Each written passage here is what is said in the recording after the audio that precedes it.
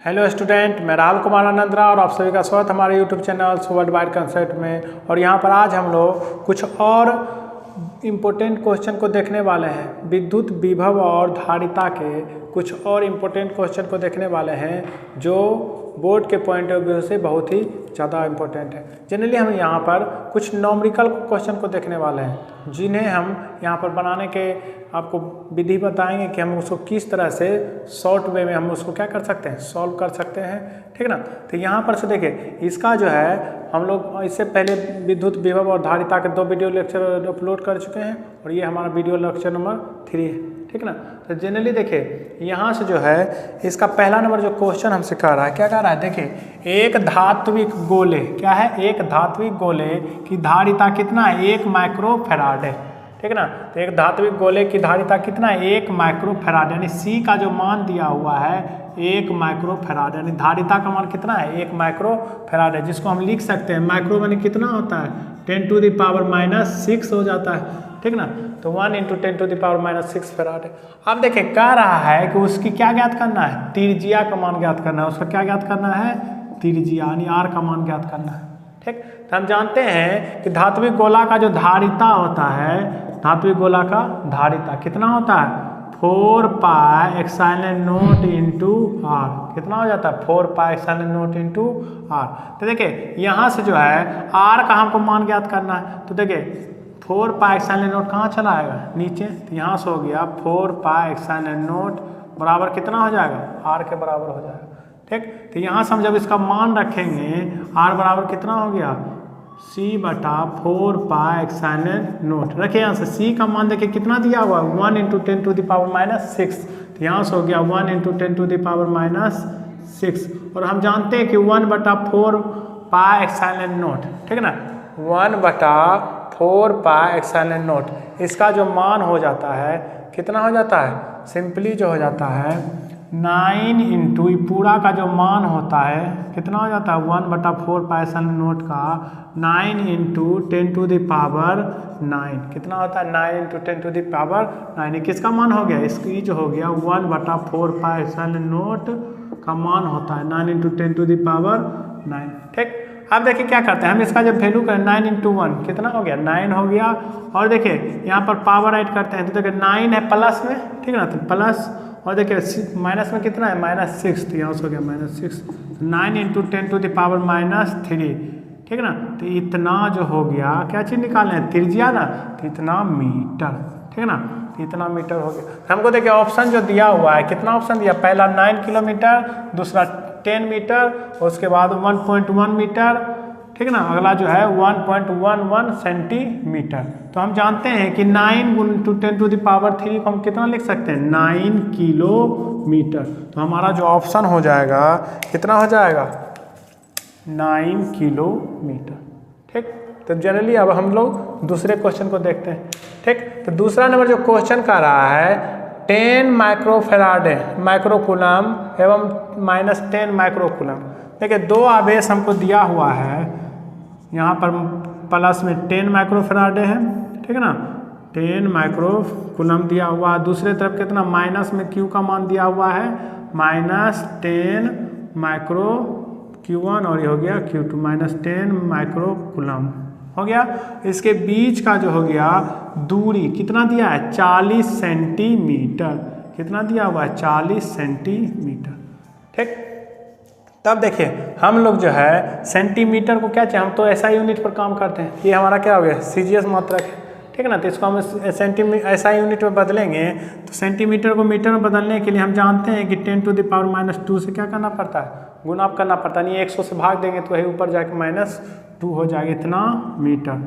ठीक। अब देखिए हमको ऊर्जा का फार्मूला जानते हैं कि 2 बिंदु आवेश के कारण जो ऊर्जा का फार्मूला होता है क्या हो जाता है, 1/4πε⁻⁴ × Q1 Q2/r, यही ना होता है, 1/4πε⁻⁴ Q1 Q2/r। तो यहाँ से मान रखते हैं, इसका मान हम पहले से जानते हैं कितना होता है, 1/4πε⁻⁴ का मान 9 × 10⁹ तो यहाँ से रखिए इसका मान हो गया 9 × 10⁹।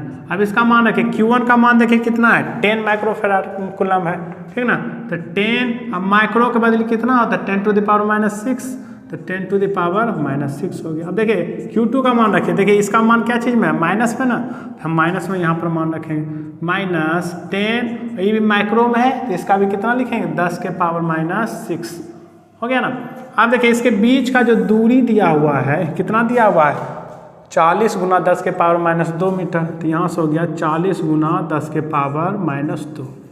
ठीक, अब देखिए सिंपली जो है हम यहाँ से देखते हैं, तो देखिए यहाँ से हो गया 10 से इसको काटेंगे तो कितना हो जाएगा 4 हो जाएगा। ठीक, और देखिए यहाँ जो है 2 और ये हो गया 5 हो गया ना, 2 दूनी 4 और 5 दूनी 10।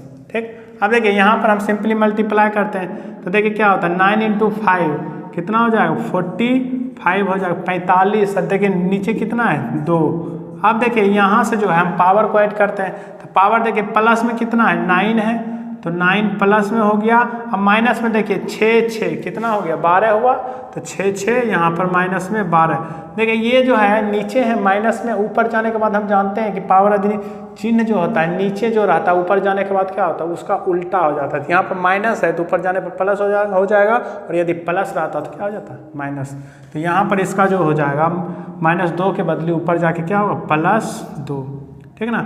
अब इसको हम जब डिवाइड करेंगे तो इसका कितना हो जाएगा 2.25। और देखिए यहाँ पर एक माइनस था वही माइनस यहाँ पर आ जाएगा, होगा ना, और यहाँ से हो जाएगा 2.25 हो गया ना, मानी 22.5 हुआ।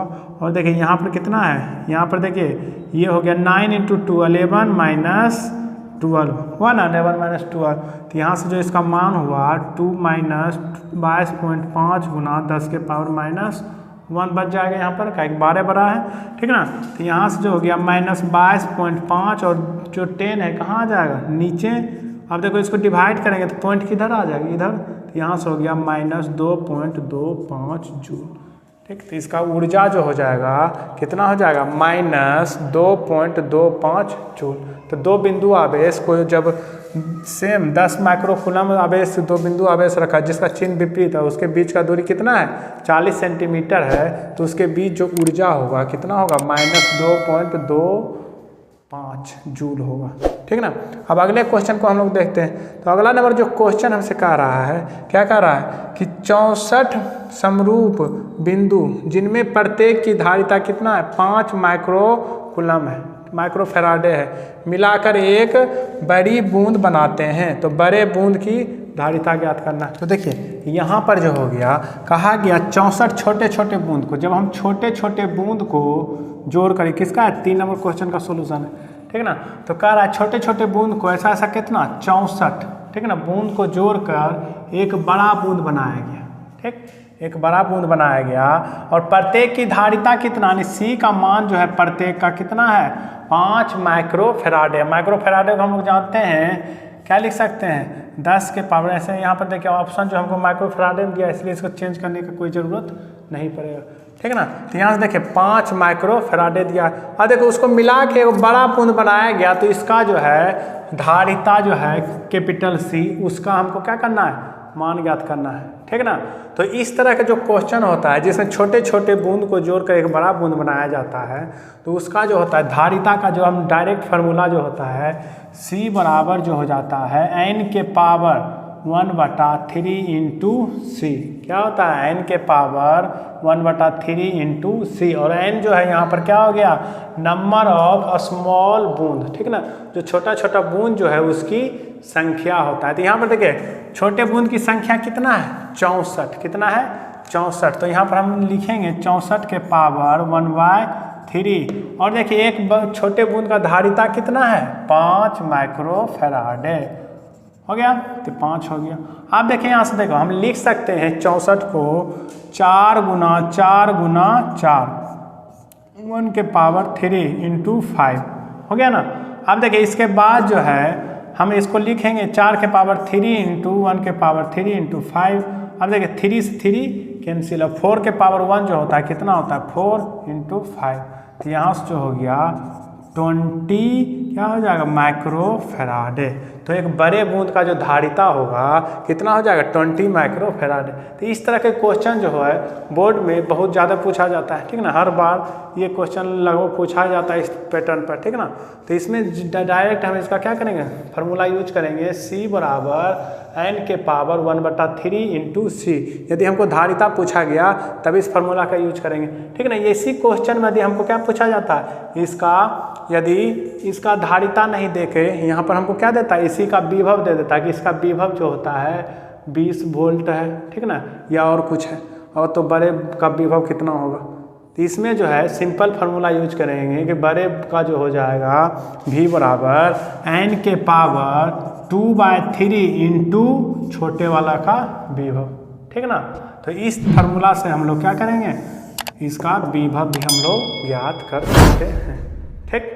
अब देखिए हम लोग क्वेश्चन, तो इसका देखिए क्या हो गया, 3 नंबर का जो ऑप्शन हो गया, पहला ऑप्शन है 164 माइक्रोफेराडे, दूसरा जो ऑप्शन है 4 माइक्रोफेराडे, तीसरा जो ऑप्शन है 20 माइक्रोफेराडे और चौथा जो है 25। तो इसका ऑप्शन कौन हो जाएगा 20 माइक्रोफेराडे, ठीक। अब देखिए क्वेश्चन नंबर हम लोग कितना पे चलते हैं, क्वेश्चन नंबर 4, ठीक। तो 4 नंबर जो क्वेश्चन कह रहा है, 4 नंबर का सोल्यूशन यहाँ पर हम लोग देखते हैं। तो देखिए कह रहा है कि 100 वोल्ट, यदि 100 वोल्ट तक आवेशित करने पर एक संधारित्र की, ठीक ना, 100 वोल्ट तक, V का मान कितना दे दिया है 100 वोल्ट, ठीक ना। यदि आपको क्वेश्चन को किसी भी न्यूमेरिकल क्वेश्चन को सॉल्व करना है, ठीक ना, फिजिक्स हो या मैथ हो, ठीक, इसमें जो है आपको सबसे पहले क्या करना चाहिए, क्वेश्चन में जो क्या क्या दिया हुआ है उसको आपको क्या करना पड़ेगा, यहाँ पे आपको लिखना चाहिए कि इसमें क्या दिया है और क्या निकालना है, ठीक है ना। उसके अनुसार हम लोग यहाँ पर क्या करते हैं, फार्मूला यूज करते हैं। तो हम लोग यदि इसको यहाँ पे लिखते हैं इस तरह से, उसमें क्या दिया है, क्वेश्चन को पढ़ के जब हम उसमें लिखते हैं यहाँ पे कि क्या दिया है क्या नहीं दिया है, तो इससे हमारा क्या होता है, लगभग 50% क्वेश्चन यदि हम लिख दिए सही कि क्या दिया है क्या नहीं दिया है, तो 50 से 60% क्वेश्चन क्या होता है, सॉल्व हो जाता है। और बाकी जो है 40% फार्मूला का ज़रूरत होता है, वहाँ पर फार्मूला यूज करते हैं। और जो बेसिक कैलकुलेशन है यदि वो हमारा ठीक है तो हम उसको क्या करें, आसानी से सॉल्व कर सकते हैं, ठीक। तब देखिए यहाँ जो है कह रहा है कि यदि 100 वोल्ट तक आवेशित करने पर एक संधारित्र की संचित ऊर्जा 1 जूल है, ठीक है ना।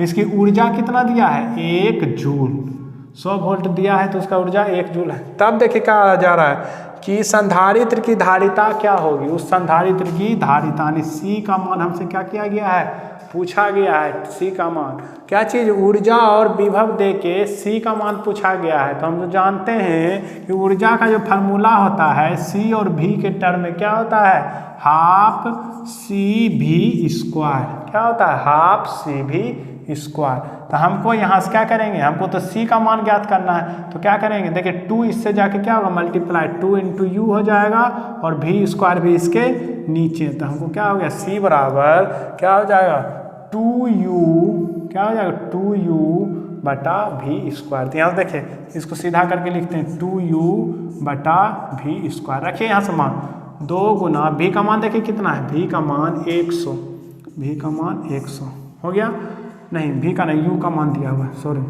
यहाँ पर U का मान कितना है 1 जून, तो 1 है तो 1 जून।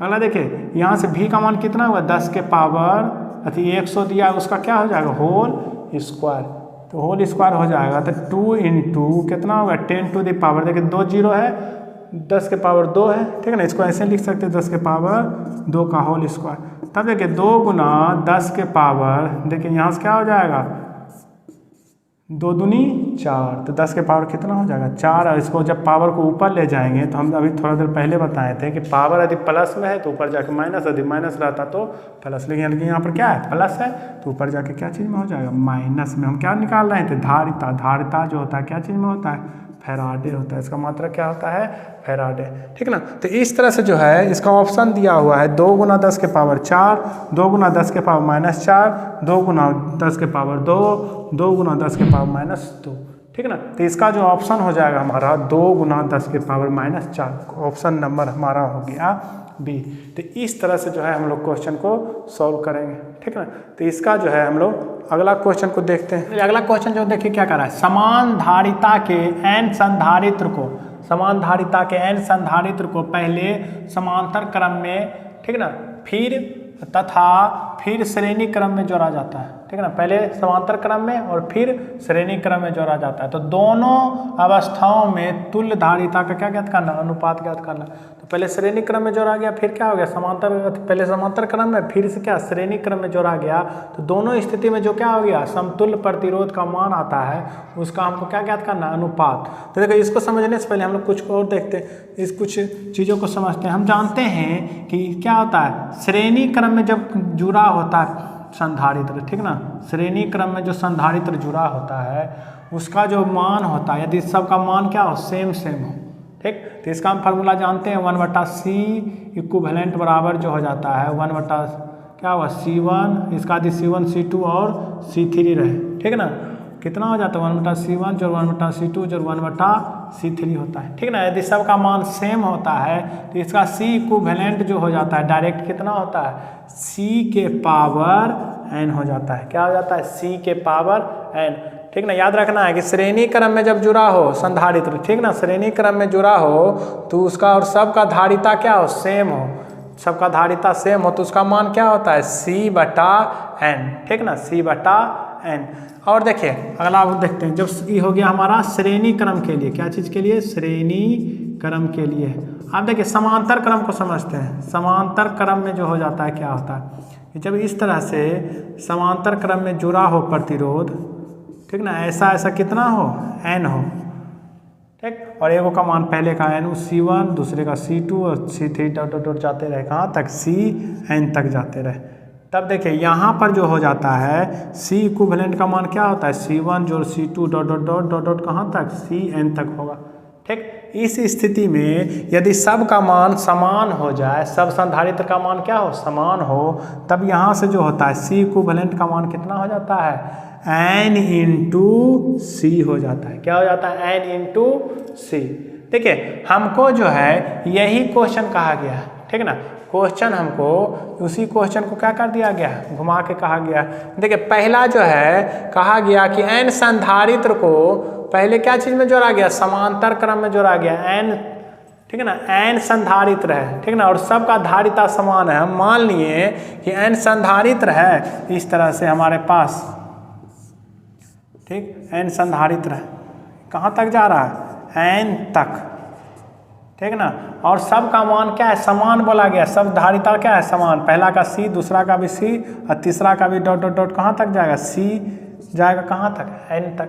तो इसका जो मान होगा जब समांतर क्रम में हम जब सॉल्व कर रहे हैं इसको लगा के, तो देखिए समांतर क्रम में जब रहता है तो समांतर क्रम का सिंपल फार्मूला क्या होता है n × C, यानी जितना धारिता को हम लोग समान धारिता को जोड़ते हैं आपस में उससे क्या होता है मल्टीप्लाई हो जाता है। तो देखिए इसका भी C इक्विवेलेंट कितना हो जाएगा, C इक्विवेलेंट जो आ जाएगा इसका कितना हो जाएगा C1 इक्विवेलेंट, इसका 1 ले लेते हैं नाम।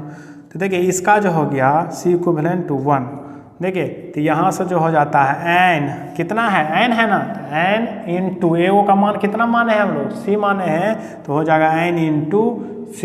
यही जो केस होता समांतर क्रम को उसी में नहीं जोड़ के आप क्या चीज़ में जोड़ दें श्रेणी क्रम में जोड़ दें, इसका जो C इक्विवेलेंट का मान होता है कितना हो जाता है C/n, क्या हो जाता है, तो C इक्विवेलेंट 2 है तो इसका मान कितना होगा C/n।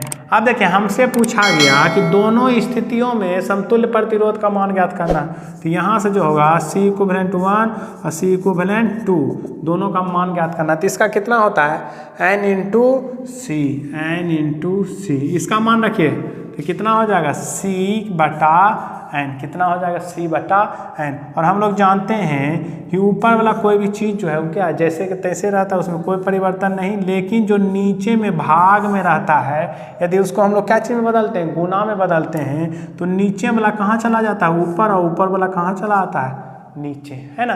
तो इस तरह से जो है C क्या हो गया कैंसिल, और यहाँ से कितना हो गया n², इसके नीचे नहीं कुछ है तो कितना हो गया 1। तो यहाँ से इसका जो अनुपात आ गया C इक्विवेलेंट 1 अनुपात C इक्विवेलेंट 2 का जो है n² × अनुपात 1 हो गया, ठीक ना। तो इसका जो ऑप्शन दिया था n/1 n² अनुपात 1 अनुपात n और 1 अनुपात n², तो हमको क्या हो जाएगा n² अनुपात 1 ऑप्शन होगा इसका, ठीक है ना। तो यदि आपको वीडियो अच्छा लगा है तो वीडियो को लाइक करें और इस चैनल को भी सब्सक्राइब करें, जिससे इस तरह के वीडियो आपको डेली मिलते रहे।